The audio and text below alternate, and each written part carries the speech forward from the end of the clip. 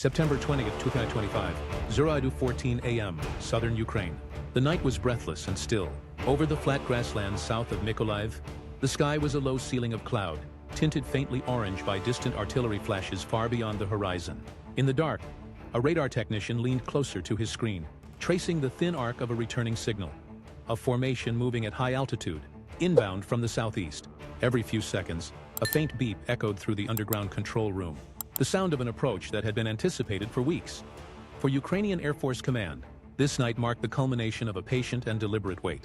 Intelligence units had intercepted encrypted logistics chatter days earlier, references to special cargo, refueling cycles, and a squadron rotation. Analysts soon realized the implications. A wing of Russian Su-34 and Su-35 jets, collectively valued at nearly $500 million, was due to land at a forward airfield near the occupied southern sector. If those aircraft landed safely, they would reinforce Russia's strike capability across the entire southern front. If they didn't, it could tilt the balance of the air war, at least temporarily, in Ukraine's favor. Above the black soil fields, Ukrainian surveillance drones hovered silently, their lenses trained on a single patch of concrete runway several kilometers long. It had once served as a civilian airport, now a hardened Russian logistics hub. Through thermal optics, trucks and refueling vehicles stood idle at the western end of the strip, waiting for engines that had not yet appeared. The stillness was deceptive. Every movement on that ground was already marked on a digital map inside a Ukrainian operations room somewhere north of Odessa. At 02:20 a.m., the decision came through encrypted line: proceed with runway denial. There was no celebration, no raised voices, just a sequence of calm acknowledgements. Call signs, coordinates, fuse selections. Operators reviewed wind direction, cloud ceiling, and signal jamming windows. The target was not the aircraft in flight but the ground beneath them, the single strip that made their landing possible. For weeks, Ukrainian engineers had adapted Western-supplied guidance kits onto legacy 250-kilogram bombs. Designed originally for precision anti-runway strikes, each carried a delayed fuse and a hardened nose cone capable of punching through reinforced tarmac before detonation. The calculations were exact. 3 craters placed across the touchdown zone, each at least 4 meters deep and 10 meters wide, enough to render the surface unusable for days. Outside, the air smelled of rain and fuel.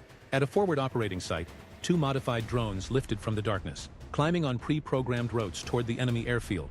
Their infrared signatures were masked by electronic noise from a nearby jammer station. A short-lived window of invisibility.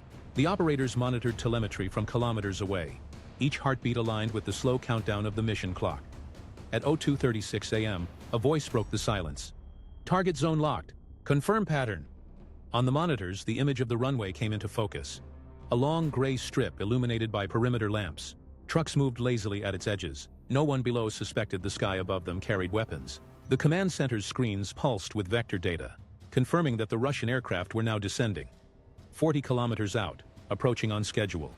The drones reached their holding altitude, one banked south circling into position, the other aligned directly over the midpoint of the runway. Their control algorithms adjusted for crosswinds. Then came the call that sealed the operation. Release 1, release 2. 2 250-kilogram bombs detached from their mounts, falling silently through the clouds. For several seconds there was nothing, only static over the comms. Then a double bloom of orange light erupted on the screens, followed half a heartbeat later by a third. The explosions were muffled by distance, but even hundreds of kilometers away, the shock registered on seismic monitors. Within seconds, the runway was gone. The surface had split open under the pressure. Concrete slabs hurled into the air, fire spreading across the fuel truck parked too close to the western apron. A thin column of smoke rose into the night, visible even to satellites. For the Russian pilots still in the air, the landing coordinates suddenly vanished from radar return. The tower stopped transmitting. Confusion filled the comms. Questions, then silence. Controllers on the ground scrambled to assess what had happened, but telemetry feeds were already dead. The only light now came from the burning fuel depot, flickering against the shattered tarmac. Inside Ukraine's operations bunker, confirmation messages appeared in quick succession. Impact verified. Runway inoperable. The mission was complete, and it had taken less than 6 minutes. If you're enjoying this video, subscribe and turn on notifications so you don't miss future updates from the front line. And please like the video. It really helps this channel continue. 2 hours and 42 minutes a.m., 6 minutes after detonation. The black horizon over the southern steppe shimmered with distant flashes. For a moment it was unclear to anyone on the Russian side what exactly had happened. Pilots orbiting above reported seeing the approach lights vanish one by one. First the eastern markers, then the central guide beacons. From 10,000 meters up, the airfield looked like a dying constellation. Inside the control tower, chaos spread in waves. Power flickered. Emergency generators roared to life. Crews ran toward the runway perimeter only to find the ground erupting in waves of debris. The first crater had blown straight through the center line, gouging a trench nearly 5 meters deep. The second, offset by 20 meters, had torn up the western taxi path. The third had landed near the threshold, detonating beneath stored aviation fuel. Flames licked across the apron. The firelight illuminated bent scaffolds, shredded asphalt, and twisted rebar jutting from the ground like blackened ribs. The temperature near the impact zone reached more than 800 degrees Celsius. A single fuel truck, caught at the wrong place at the wrong time, detonated seconds later, sending a shockwave that rattled hangar doors several kilometers away. At 2 hours and 44 minutes a.m., the first distress calls went out from the base commander to regional command. Runway compromised. Unknown attack vector. Multiple craters. Active fires. Radar logs showed no incoming missiles, no visible aircraft. The attack seemed to come from nowhere. Above the chaos, the Russian formation, a mix of Su-34 fighter bombers and 2 Su-35 escorts, received orders to divert. But there was a problem. Alternate bases within range were already saturated. Fuel calculations became desperate math problems in mid-air. One pilot requested immediate vectoring to a strip 80 kilometers north. Another reported low fuel, unable to reach it. Command had no answers. For nearly 15 minutes, the formation circled aimlessly over contested airspace. Then one by one, the radar pings began to fade. Some breaking off northward, others turning back east into the occupied zone. What was meant to be a routine landing had become a dangerous gamble for survival. Back on the ground, Russian emergency crews worked against impossible odds. The heat from the craters made it impossible to approach for nearly half an hour. The concrete continued to crack and collapse inward. A chain reaction of subsurface pressure and ignited gas lines. Heavy equipment idled uselessly at the edge of the strip. There was simply nowhere to drive. Meanwhile, Ukrainian reconnaissance drones loitered high above, feeding real-time imagery back to command centers near Kryvyi Rih. From their screens, operators could see the results with perfect clarity. The entire runway was unusable. Crater diameter measured by infrared overlay was consistent with 250-kilogram ordnance. Even the Russians' attempt to move fire engines into position was hampered by debris and shrapnel. At 2 hours and 59 minutes a.m., Ukrainian signals units intercepted the first open transmission in panic Russian comms. "We cannot land here. Repeat, runway destroyed. Diverting south." It was the exact confirmation Kiev's planners needed. Inside the Ukrainian operations room, the atmosphere remained quiet, almost clinical. The officers in charge exchanged brief acknowledgements. On one screen, a satellite relay displayed heat signatures fading from the strike site. On another, analysts logged the probable repair timeline. Minimum 72 hours. Maximum indefinite without full engineering support. That estimate would later prove optimistic. What few understood at that moment was how delicate the timing had been. Ukrainian analysts had waited until the very minute before the Russian jets began descent, ensuring maximum fuel load and zero margin for diversion. Had the strike come earlier, the aircraft would have remained safe at alternate bases. Too late, and the jets would have already touched down. The margin for success had been less than 5 minutes.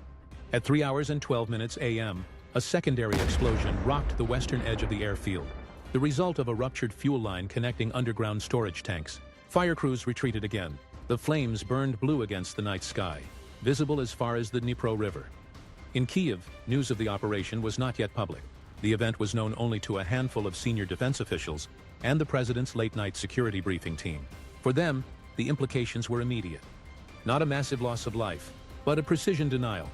A direct strike at the heart of Russia's forward air logistics. By sunrise, satellites operated by both Western partners and commercial observers confirmed what the Ukrainians already knew. The airstrip was gone.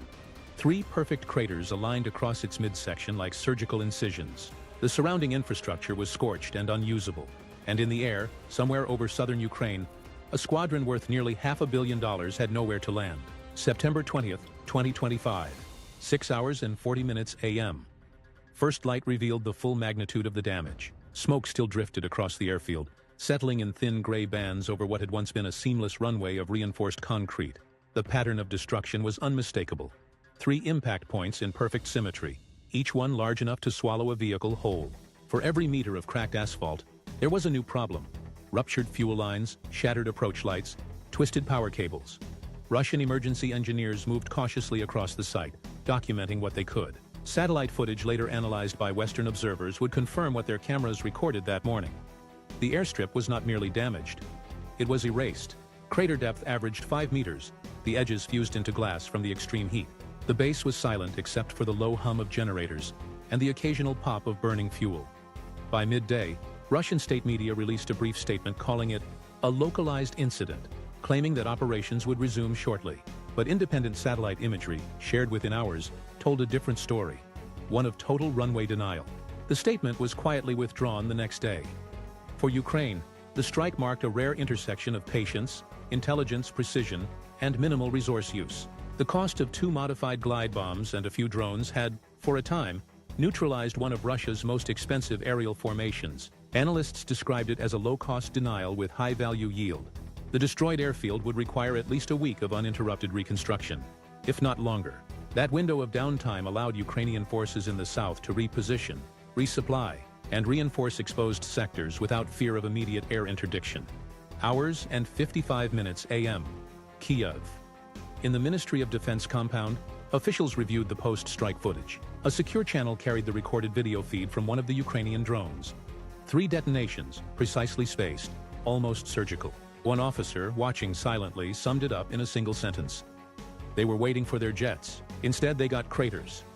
As the morning progressed, Russian Aviation Command issued new flight advisories across occupied territories. Aircraft were rerouted to secondary bases deeper inside Crimea and Rostov. That dispersal came at a cost: longer flight paths, greater fuel use, and reduced sortie efficiency. Each adjustment rippled through the broader logistics network, forcing recalculations of fuel convoys, runway maintenance, and pilot rotation schedules. By afternoon, international analysts began piecing together what had happened. Telegram channels filled with blurred satellite images and coordinates. Western intelligence sources confirmed that Ukraine had successfully executed a runway denial strike using domestically modified Western munitions. The message was clear. Ukrainian targeting had evolved. No longer reactive. It was now predictive, precise, and surgical. But behind the operational success, there were deeper implications. The strike represented not just a blow to hardware, but to confidence. Russian pilots, already cautious about forward deployments, now faced the prospect that no base within range was truly safe. For every runway they repaired, another could be targeted with the same precision. The balance of initiative had subtly shifted. The Kremlin's response came swiftly. Within 48 hours, Russian artillery intensified bombardments along the southern front, striking fuel depots and rail junctions in retaliation. Yet even those attacks could not mask the strategic imbalance the operation had exposed. Ukraine's growing ability to reach deep behind enemy lines with minimal cost. At 7 hours p.m., footage of the burning airfield reached international networks. Commentators described it as one of the most technically efficient Ukrainian strikes of the year. A mission that cost less than $2 million in total resources, yet grounded assets worth 200 times that amount. For the Ukrainian public, it became a symbol, proof that patience and precision could outweigh sheer numbers. For military analysts abroad, it was a lesson in modern warfare, how intelligence, timing, and low-visibility drones could render even the most fortified infrastructure irrelevant in a single night. Weeks later, satellite imagery would show the base still under reconstruction. The scorched patterns of the craters remained visible from orbit, permanent scars on the landscape, silent reminders of a 6-minute operation that reshaped an entire air sector. In the quiet that followed, Ukrainian engineers analyzed the data for improvements. Better guidance corrections, reduced radar cross-section, new fuse timings. The message within those tests was unmistakable. They were already preparing for the next one. Closing reflection. The strike on September 20th, 2025, was not the largest or the most violent of the war, but it was among the most deliberate. In 6 minutes of precision and silence, one side had transformed calculation into control. $500 million worth of aircraft remained airborne that night, circling above an airfield that no longer existed. The perfect metaphor for a war defined by adaptation, intelligence, and the eroding certainty of air superiority. And as the narrator's voice fades, the screen shows the 3 craters from orbit, glinting under the morning sun. The marks of a victory built not on volume, but on timing. If you enjoyed this video, don't forget to leave a like and subscribe to the channel for more stories like this. And if you want to know what happened next,